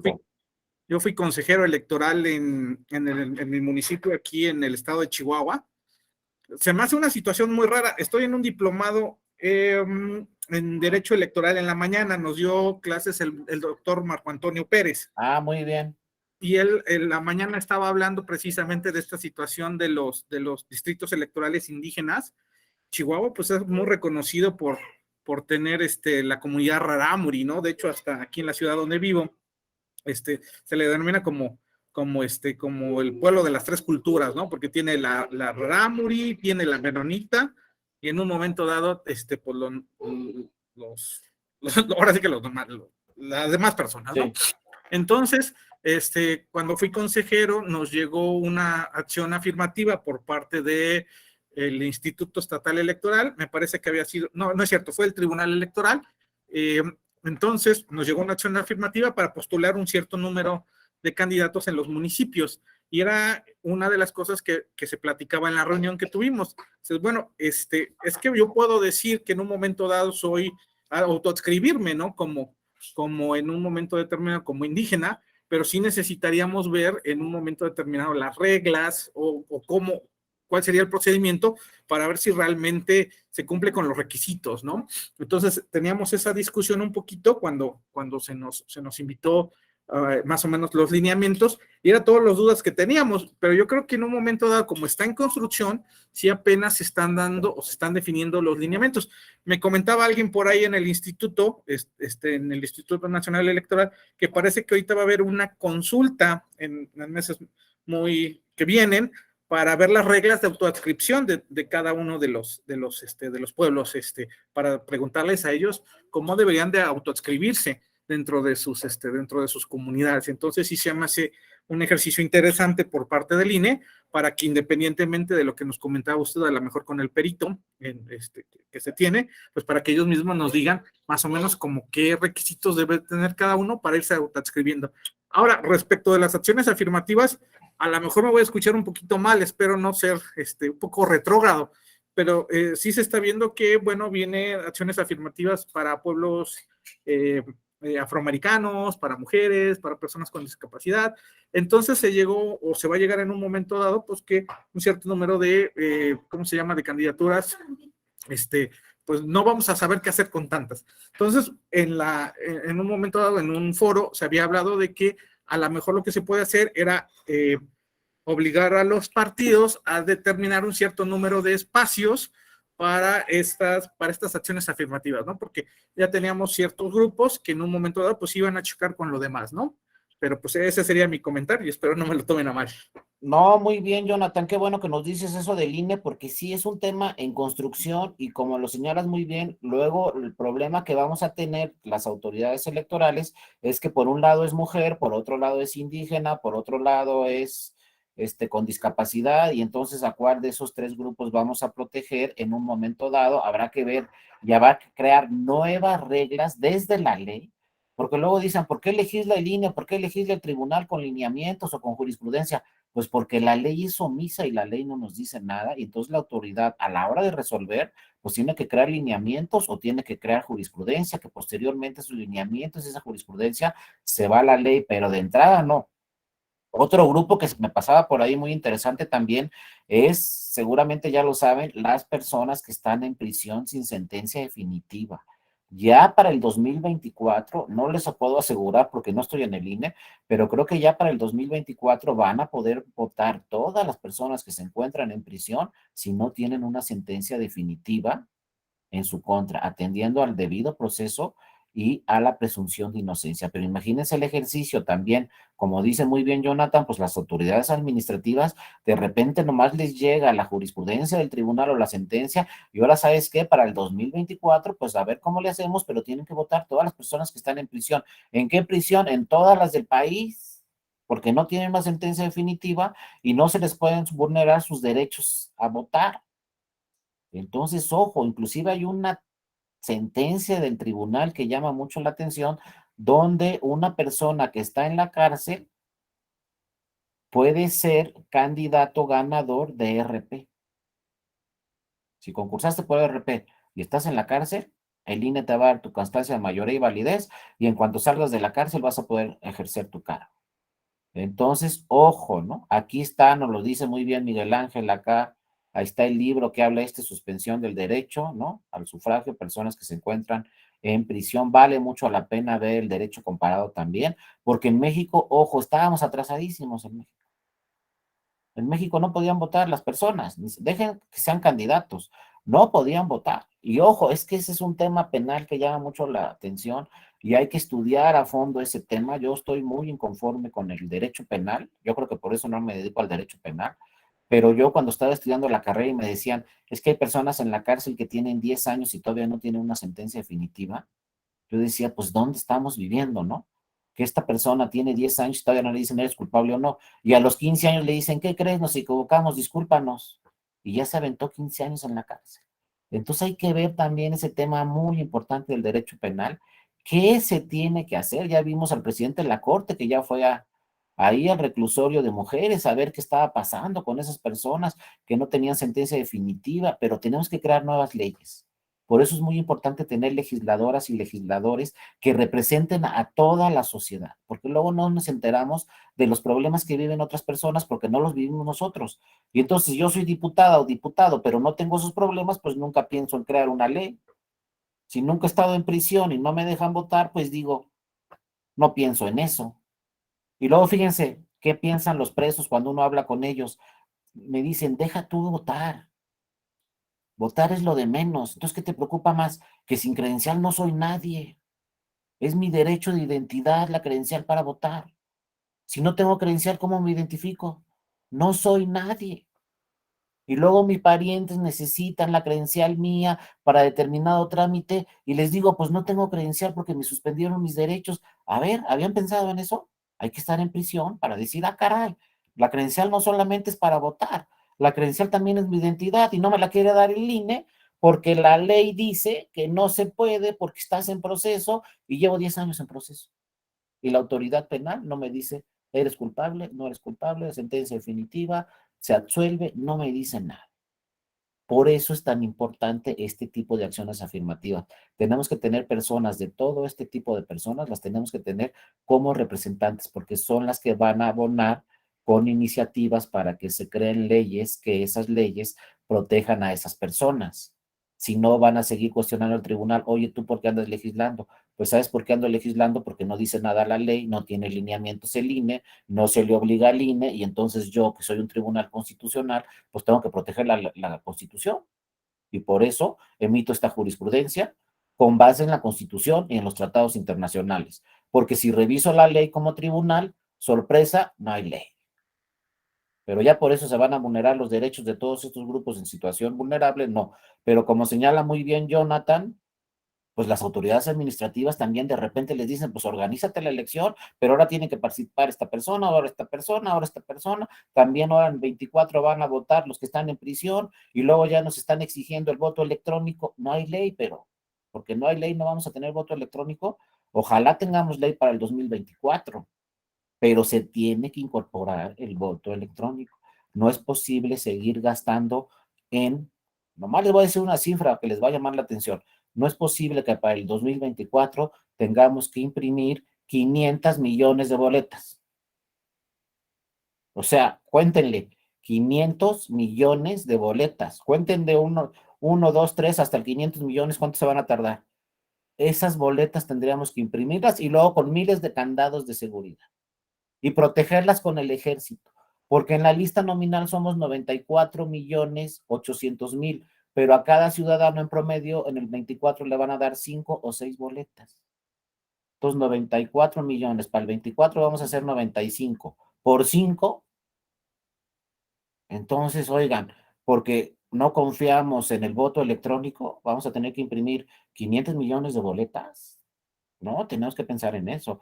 Tenemos que tener nuevos legisladores mucho más progresistas que digan inmediatamente, no, pero si se cae el sistema, pues a ver qué hacemos, lo levantamos, a ver qué hacemos, pero no podemos seguir así, porque 500 millones de boletas, ¿cuánto cuestan? Y toda la logística, como dice Jonathan, que tiene que ser la autoridad administrativa o local o federal para llevar esas boletas a la sierra, a los lugares más lejanos. A veces, no crean que es broma, me lo han dicho a mí directamente, a veces tenemos que ir a caballo con las boletas, porque solamente por ahí pasa un caballo.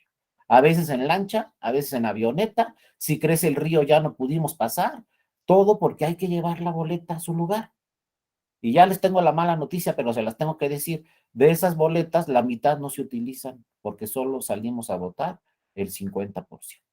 El otro 50%, quién sabe dónde se quedó, porque ¿saben qué es lo más triste? En la cartera trae su credencial, en la bolsa tiene su credencial, pero ese 50 no salió a votar. ¿Qué pasó? No sabemos, pero no crean que en la última elección por la pandemia, no. Llevamos 30 años, desde que nació el IFE en 1991, llevamos una estadística de 30 años donde solamente sale a votar el 50%. Y los medios de comunicación dicen, excelente elección, muchísima participación. Y luego yo veo los resultados, salió el 50 y dije, excelente elección. Pues con trabajo sacamos 5 en la calificación porque de 10 salieron 5, ¿qué calificación es? 5. Y dicen excelente, pues ya sé por qué dicen excelente, porque hay estados donde sale el 20%, el 30%. Entonces un 50 suena bien. Y ya en la Ciudad de México, pues sí nos pueden presumir los que votan allá, o en Yucatán, pues son los estados que han llegado ya en alguna ocasión al 70%. Es lo máximo, el récord que tenemos. Pero el promedio en todo el país general es el 50%. Entonces la pregunta es, ¿tanto que costó la boleta, todo el problema que causa la boleta, para que ahí se queden las 5 boletas? Porque la ciudadana o el ciudadano no fue por sus boletas, no las marcó y no llegaron a la urna, ¿no? Entonces habrá que revisar también en esos casos qué está sucediendo. Sí, adelante, Jonathan. Perdón, nuevamente yo. Igual para abonar un poquito a lo de la cuestión de las boletas, aquí también fui en Chihuahua, fui auxiliar jurídico. nuestro distrito es el 7 de Chihuahua y de los municipios más alejados, pues nos tocaba más o menos, yo me hacía entre 6 y 8 horas cuando iba a notificar procedimientos ordinarios sancionadores y nos teníamos que ir en la camioneta. Entonces, para la entrega de los paquetes, bueno, pues tenían que utilizar avioneta. Entonces, esta cuestión de las boletas sí es algo complicado. Exacto, exacto, sí es cierto lo de la lancha y la boleta, no crean que le estoy exagerando. Y también a mí un presidente de un instituto me dijo, ahí tuvimos que ir a caballo, porque es un lugar en la sierra donde no entra ningún coche, no entra nadie y ni modo que las personas cargaran los paquetes, pues entraron a caballo con los paquetes. Y luego resulta que nadie va por esas boletas después de todo el esfuerzo y el costo que tuvieron. Bueno, ahí queda y habrá que revisar en un futuro cuál es el problema y por qué nada más salimos a votar el 50% y el otro 50% de los que estamos en la lista nominal no salió a votar, y es un tema histórico, porque llegan jóvenes y llegan jóvenes y llegan jóvenes, obviamente cada 6 años llegan jóvenes y seguimos en el 50%. Entonces, ¿qué pasó? No es un tema de adultos o de jóvenes, no es un tema de nuevas generaciones, el X25, que ni me lo sé cómo les dicen a cada generación, no me sé los nombres, pero llegan nuevas y nuevas generaciones, seguimos en el 50. Entonces, no avanzamos, ¿qué pasa ahí? No sé. Yo tengo la esperanza que con el voto electrónico sí efectivamente demos el gran paso, y yo creo que con un voto electrónico híbrido, tanto con urnas electrónicas y con internet, yo creo que ahí sí vamos a tener, les aseguro, 70, 80%, 90% de la votación, porque por lo menos si a un joven le dices vota desde tu celular, y no tiene que ser el domingo, vas a tener una semana para votar desde tu celular, juren lo que ese joven va a votar. Y Sí, como adultos también van a ver que teniendo esa facilidad vamos a votar. Sí, Jonathan, adelante. Sí, respecto de lo del voto electrónico, en días pasados había visto un artículo en Milenio del senador Monreal en el que analizaba, bueno, las 3 iniciativas que se presentaron respecto a la reforma electoral, la que presentó Morena, que traía varias iniciativas, y en lo único que coincidían, tanto la de Morena, la del PRI, como la del PAN, era el voto electrónico, ¿no? Entonces, esperemos que haya en un momento dado, pues, esta civilidad política, pues, para impulsarlo. Por otro lado, en el diplomado de la mañana, nos decía el doctor Vado, lo que usted bien nos comentaba, nos decía que mucho de la cuestión es del gasto que se genera en las elecciones es por la desconfianza. Entonces, nos comentaba que cuando fue consejero en Querétaro, utilizaron para una consulta la urna electrónica, y que esta urna electrónica tenía 2 funciones. Podía únicamente, ¿cómo se llama? Guardar en su memoria los resultados de la elección, o en un momento dado los podía subir a internet. Yo creo que pues el miedo que tiene todo mundo, y yo lo he escuchado cuando fui CAE, es que nos decían, es que bueno, la casilla sí se llevó la votación como es, pero pues allá arriba es donde hacen el fraude, los hackean y todo, ¿no? Cuando pues en la realidad no acontece eso, ¿no? El PREP se va encargando de subir todas las actas, y en un momento dado, pues van apareciendo ahí en tiempo real, ¿no? Y se pueden constatar los resultados. Pero yo creo que a lo mejor si la excusa es en un momento dado, pues que se pueden hackear estas maquinitas, pues yo creo que en un momento dado, como usted dice, pues a lo mejor no que se vaya subiendo a internet, pero en un momento dado que se guarde con el testigo que lo guarda la máquina, porque de hecho hasta te da un recibito, te imprime un recibito, y en un momento dado, pues esa sería una buena opción, ¿no? Para el ahorro. Ahora sí es cuanto, doctor, y disculpe. No, a ti, Jonathan, muchas gracias, y de veras que hay que superar esa barrera, porque yo me acuerdo que hace mucho tiempo era la misma preocupación. ¿Cómo crees que voy a dar de alta mi cuenta bancaria y voy a hacer las transferencias de la computadora? Me van a robar todo. Y sí había una preocupación, ¿no? Pues oye, ¿cómo voy a tener ahí todo en una máquina? Y si pasa algo con la máquina, si me hackean mi cuenta, si me roban todo el dinero, ¿qué ha sucedido? A mucha gente le han hackeado su cuenta y de repente entra a su cuenta electrónica y no tiene nada, pero tenemos que hacerlo porque saben que de algo no nos podemos escapar, y es de la tecnología. La tecnología nos va a regresar. Todos decían, no, que como coche eléctrico, van a ver que en 10 años ya todos los coches son eléctricos. Y luego van a inventar otra cosa y así. Pero no podemos dejar lo político y ahí lista la tecnología y no utilizarla. Vamos a llegar porque tenemos que llegar. A lo mejor, como dice Jonathan, pues a lo mejor empezamos con urnas electrónicas que emiten un ticket. Si quieren papel, bueno, pues ahí está el ticket de entrada, pero posteriormente, como le hacemos en todos lados, ¿cuál es tu contraseña? Vamos al cajero o hacemos un movimiento, una transferencia bancaria, solamente con una contraseña. ¿Que alguien se puede robar mi contraseña? Pues hay casos que se podrían dar. Pero no por eso, porque además ya no se puede, no por eso no va a haber banca electrónica. Imagínense todos haciendo fila en el banco para cobrar nuestro cheque. ¿Cuántas personas quieren que estén haciendo una fila ahorita en el banco si no hubiera banca electrónica y si no hubiera cajeros? No se podría. No alcanzarían los bancos para tener tantas sucursales y no alcanzarían las 24 horas del día para que cada persona vaya y cambie su cheque. Eso es imposible. Lo mismo está pasando en las elecciones. Es que además en México no somos 5 millones ni 10 millones, somos 93 millones 800 mil personas y la tecnología no tiene que alcanzar. Pero como muy bien dice Jonathan, sí se está efectivamente en el Congreso de la Unión, están de acuerdo por lo menos en algo los partidos, que es en el voto electrónico. Entonces yo creo que por ahí sí vamos a tener o muchas pruebas pilotos en el país o de plano toda la elección electrónica para el 2024. Ya, por ejemplo, en Tamaulipas, que van a tener elecciones en este domingo, ya en 50 casillas, el voto va a ser vía urna electrónica. Entonces ahí tenemos el ejemplo, si funciona todo bien en Tamaulipas, pues a lo mejor en el Estado de México se la avientan el año que entra con votos electrónicos y ya para el 2024 en una de esas sí nos dan la sorpresa las legisladoras y los legisladores y tenemos por primera vez voto electrónico. A lo mejor en la urna, como dice Jonathan, para tener un ticket por ahí, pero ya avanzamos mucho, ya no se van a imprimir todas esas boletas, ya nos va a pasar en la pantalla la boleta y ya nada más vamos a oprimir la opción de nuestra preferencia, ¿no? Ya posteriormente podemos hablar de contraseñas o lo que quieran, pero fíjense, por ejemplo, ya para los mexicanos que votan en el extranjero ya todo el voto es electrónico.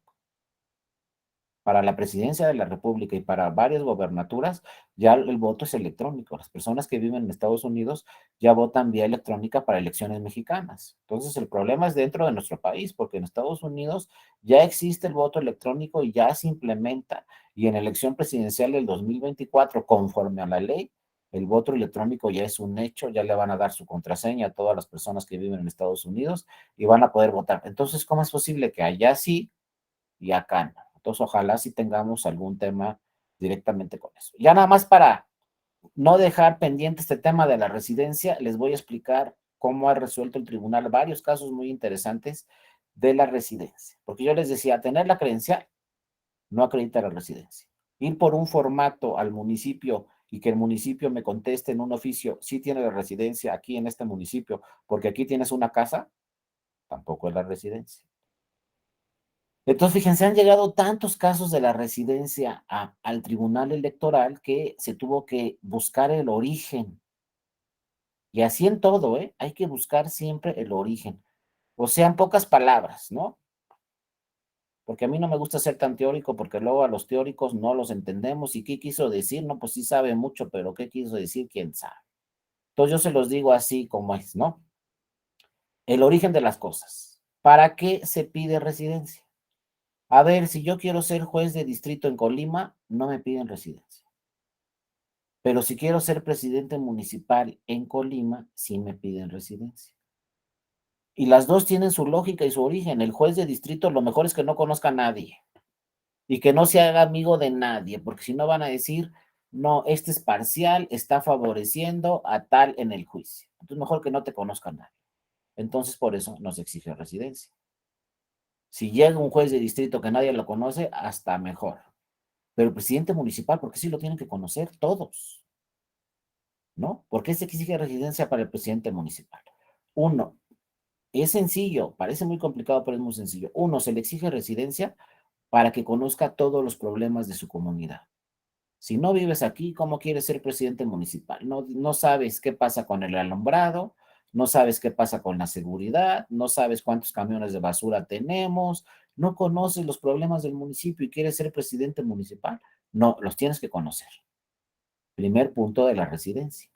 Y el segundo, que también es muy importante, ¿Cómo van a votar aquí todos los del municipio de Colima por ti si no te conocen?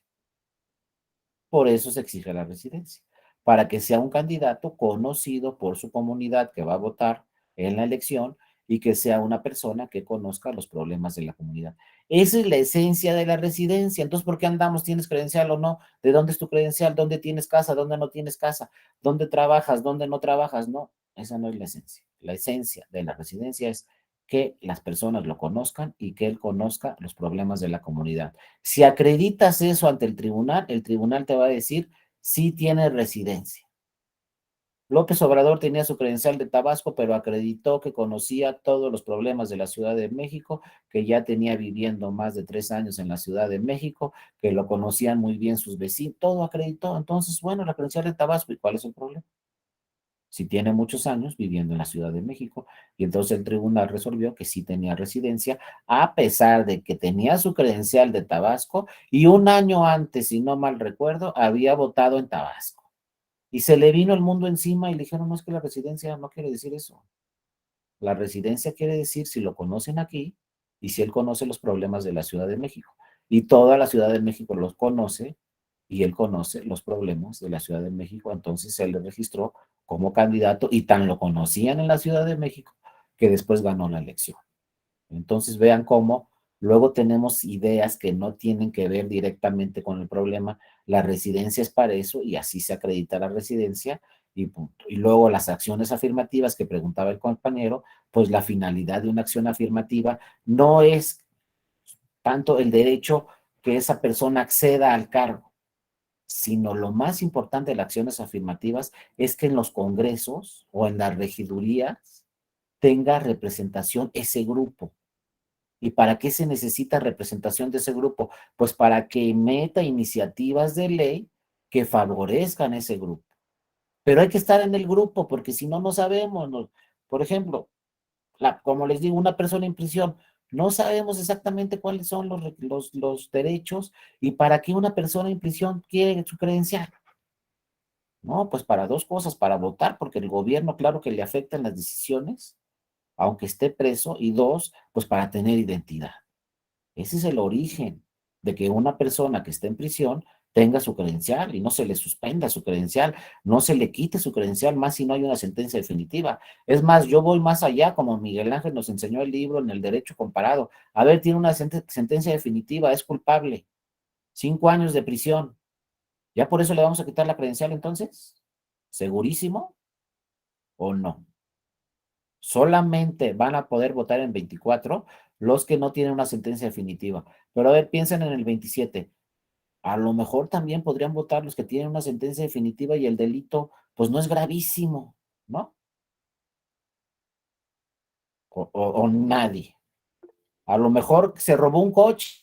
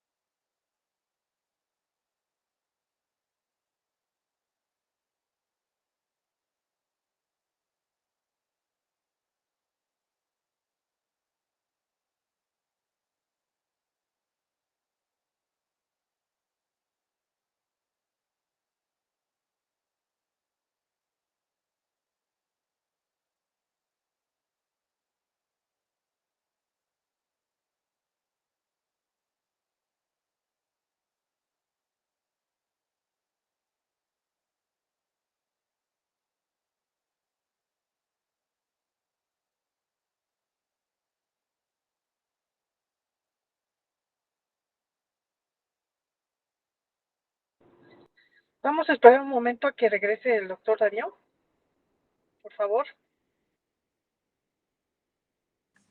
Gracias.